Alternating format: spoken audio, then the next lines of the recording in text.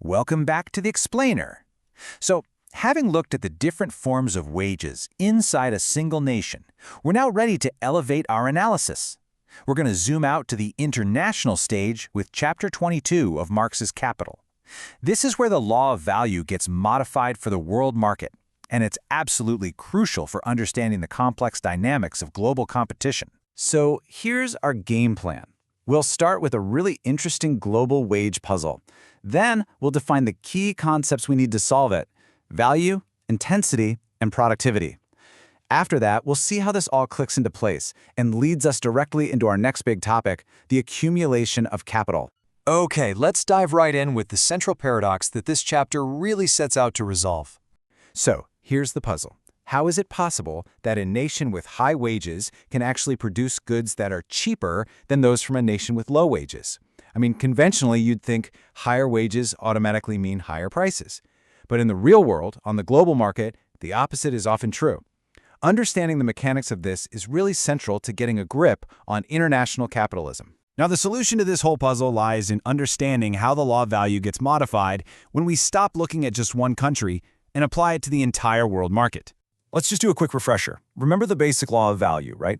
A commodity's value is determined by the average socially necessary labor time it takes to produce it. That's our starting point, our baseline. But on the world market, this law gets a crucial twist. As Marx puts it, more productive national labor is treated as more intense labor. This little equation right here, this is the conceptual key to his entire argument. It means the global market doesn't treat an hour of labor from every country as equal. Okay, so to really unpack that quote, we have to get super precise about two different terms, productivity and intensity. They're not the same thing. First up, productivity. This is all about technical efficiency. It's a measure of the quantity of goods, or use values, that you can produce in a set amount of time. So higher productivity simply means you're making more physical stuff per hour. Intensity, on the other hand, is different. It measures the expenditure of labor power in a given time. And according to Marx's framework, a more intense hour of labor actually creates a greater amount of new value than a less intense hour. It's about how hard the labor is working, not just how much it's producing. And their effects are totally distinct. Higher productivity lowers the value of each individual item because you're spreading the same amount of total value across more units.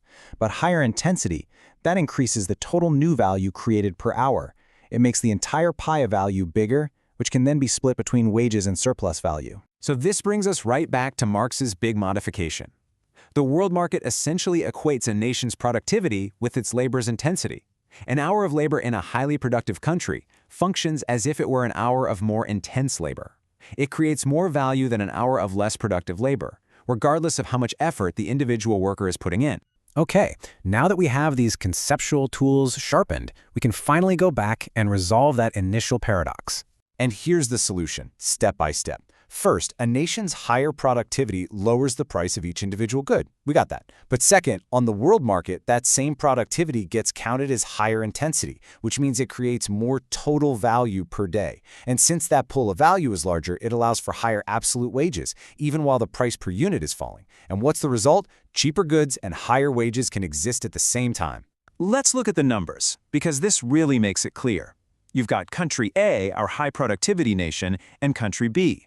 They both work a 12-hour day, but country A produces twice as many units, 24 to B's 12. Because its labor is treated as more intense, it creates more total value, 18 shillings versus B's 12. So what happens? Country A's price per unit is lower, only 0.75 shillings, while B's is a full shilling. So the goods are cheaper. And yet, because they created more total value, they can sustain a higher daily wage, 9 shillings versus 6. The paradox is solved, right there in the numbers. Now, this mechanism isn't just a neat trick for explaining wages. It's actually the very engine of capital accumulation on a global scale. You see, this whole dynamic isn't static. It's the driving force of global competition.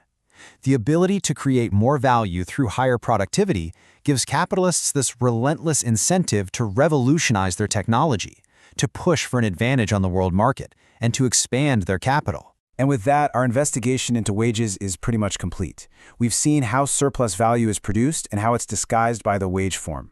This analysis of how value is created globally really sets the stage for understanding capital's ultimate drive, its own self-expansion and accumulation. So we'll leave you with this question to think about. What are the consequences of a system that's driven by this relentless competitive engine of accumulation? We'll start to answer that in our very next explainer, as we dive into Part 7 of Capital, the accumulation of capital.